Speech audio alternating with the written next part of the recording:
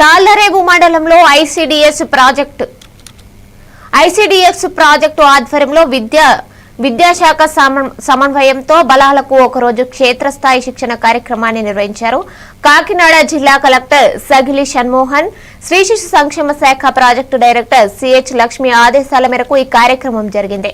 మండలం పరిధిలోని అన్ని ప్రాథమికోన్నత పాఠశాలల నుంచి 15 మంది పిల్లలను ఎంపిక చేసి వారిని PSC, police station, MPDO, MRO, మత్స్యశాఖ, మహిళా సమైక్య, ఐసిడిఎస్ కార్యాలయాలకు తీసుకెళ్లారు.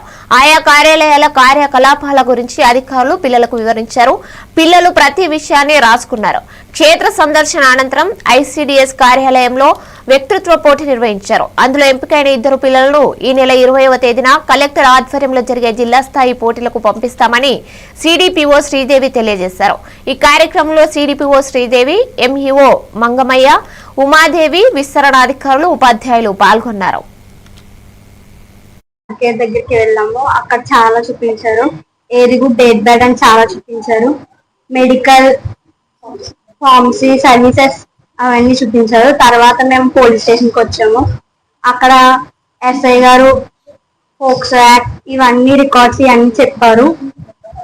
అక్కడ నుంచి మేము అగ్రికల్చర్, డాక్రా ఇక్కడికి వెళ్తాము.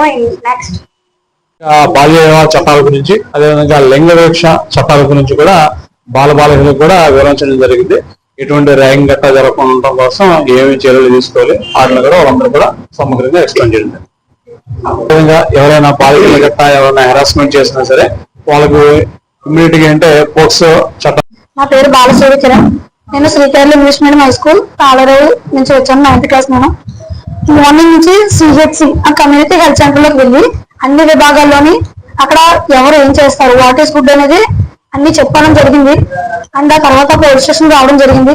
ఇక్కడ ఏవి ఉంటాయో అన్ని మాకు క్లియర్ గా వివరించబడింది.